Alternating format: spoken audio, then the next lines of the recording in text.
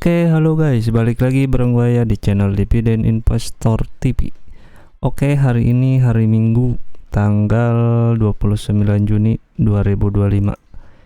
IHSG terakhir buka dia naik di 0,96%, lumayan. Nah, kali ini gue pengen bahas dividen ASDM ya. Ini perusahaan asuransi gitu. Siapa tahu lu pakai jasa si asuransi ini buat asuransiin mobil lu, motor lu, atau mungkin asuransiin pesawat pribadi lu. Nah, bisa ke ASDM ya. Nah, perusahaan ini namanya Asuransi Dayin Mitra. Kegiatan usahanya tentu saja jasa asuransi ya. Dia mengcover kayak asuransi kebakaran, kendaraan bermotor, mobil ya bisa. Sepeda kayaknya nggak bisa karena nggak ada mesinnya. Terus asuransi pengangkutan, rangka kapal, alat berat, alat portable. Terus pesawat, kalau punya pesawat pribadi, pesawat jet pribadi atau helikopter boleh nih, bisa. Tanggung jawab hukum, perjalanan, kesehatan. Wah, uang ternyata juga bisa diasuransiin ya. Kecelakaan diri dan lain-lain. Oke. Sekilas tentang kegiatan dia. Nah, dia IPO di tahun jebot ini guys, 15 Desember 1989. Gua aja belum lahir nih. Dia udah IPO. Nah, harga IPO pada saat itu sebesar 6.500 per lembar. Gila, bayangin tahun 1989 dia IPO di harga 6.500. Gede banget pada tahun tersebut. Lembar saham saat IPO cuman 2 juta lembar ya, cuma sedikit pada tahun itu. Nah, transaksi harian saham ini tuh kecil ya, cuman 24 juta sehari. Tadi gue cek, anggaplah rata-rata di bawah 100 juta ya. Jadi kalau duit lu di atas cepet ya lu jangan masukin semua. Ini cocoknya buat dana kecil nih, buat UMR cocok banget. Gaji UMR kesini ya masih di bawah gocap. Sehari bisa, kalau lu mau jual mendadak gitu, sehari bisa laku gitu, sehari 2 hari lah gitu. Nah, ingat ya, transaksi hariannya kecil di ASDM ini. Lembar saham sekarang ada 384 juta lembar. Oke. Harga saat ini sebesar, takut salah ya, 585 ya untuk saat ini.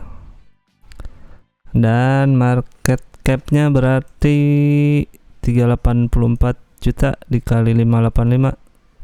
Market cap dia small market ya, cuman 224 miliar. Nah, terus bentar,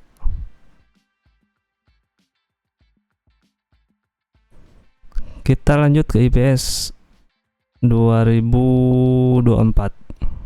IPS nya sebesar 78 perak ya di tahun 2024.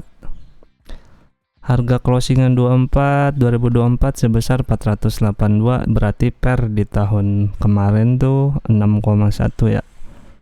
Masih oke, di bawah 10, masuk kriteria. Nah, kita lanjut IPS nya sekarang ya. Ini IPS annualized sebesar 57. Kalau secara TTM sih 80-an ya. Berarti per secara annualized sebesar 10 kali ya untuk sekarang. Kalau secara TTM berapa? 80. Berarti harganya 585 dibagi 80, 7 kalian lah kalau menurut TTM. Ini dia soalnya di Q4 biasanya dia tuh suka meledak IPS nya.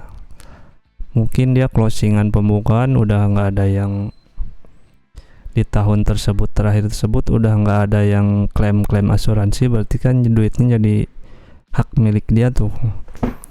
Jadi di Desember dia di closingin yang berakhir di 2024 ibaratnya, mungkin itu. Total ekuitas sebesar 404 miliar, ya berarti book value per share-nya sebesar 1052, berarti sekarang 585 masih setengah harga ya, dan PBP-nya berarti kan 0,56. Oke, masih kecil di bawah 1.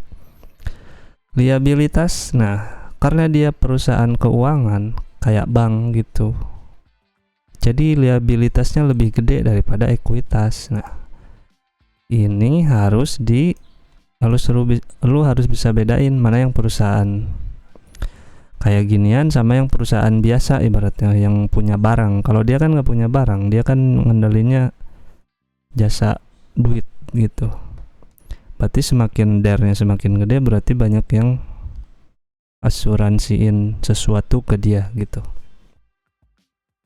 GPM-nya nggak bisa dihitung. Nah berarti net profit margin 9% ya, net profitnya. Nah lanjut analisa dividen. Dia kan udah RUPS kemarin tanggal 26 Juni, cuma tanggal cum date sama ex date-nya belum keluar. Nah jadi besok Senin masih keburu, lu kalau mau beli bisa masih dapat gitu, soalnya kan belum juga ditentuin. Paling minggu-minggu ini udah keluar tuh info cum date, ex date sama payment date-nya. Nah infonya dia bagi dividen tuh tahun buku 2024 sebesar 50 perak per lembar ya. Berarti DPR-nya 64%, soalnya kan IPS-nya 78. Nah, jika lu beli di harga sekarang 585, lu akan dapatkan yield sebesar 8,5%. Mantap nggak tuh? Taruh 10 juta dapat dividen 850.000. Nggak lama gitu, nanti lu gulung lagi kayak yang video yang kemarin gua bahas. Nah nanti bola salju semakin besar dan boom, uang lu jadi banyak. Oke, lu masih berkesempatan untuk dapat dividen IPS 2024 di minggu-minggu ini. Kalau lu tertarik, lu silakan.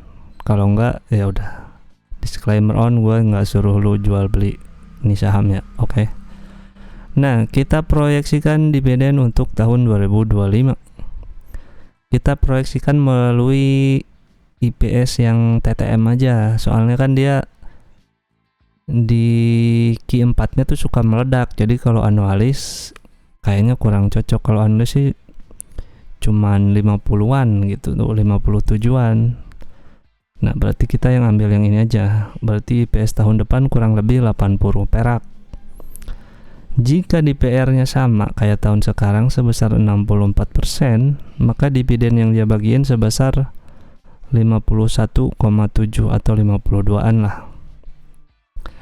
Maka dividen yang lu dapetin di harga 585 sebesar 8,85%. Ya, anggap sama lah, naik dikit sama lah.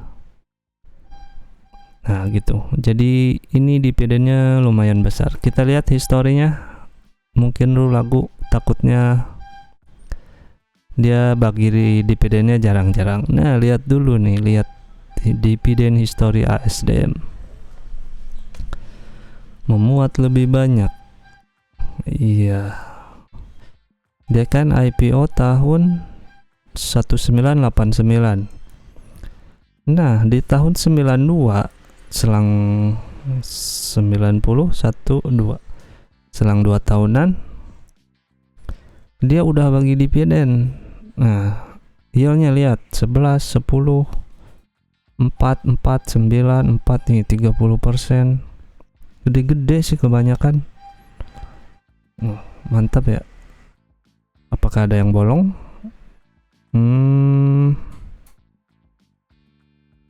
2023 dia bagi interim sama final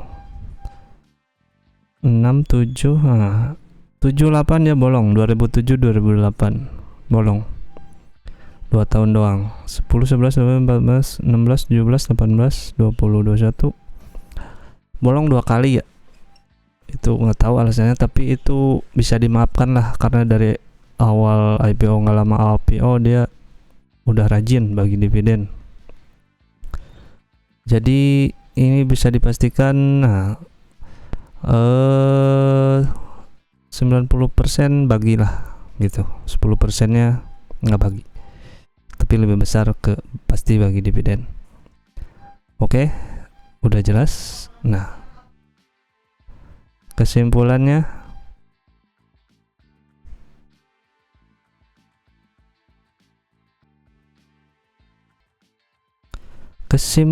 dari si dividen dari si saham ASDM, menurut gua dividennya cukup besar ya, gede lah di 8%. DER besar ya, ingat karena ini perusahaan di keuangan ya, jadi DER-nya besar karena ini merupakan dana nasabah yang masuk, jadi dihitung sebagai utang.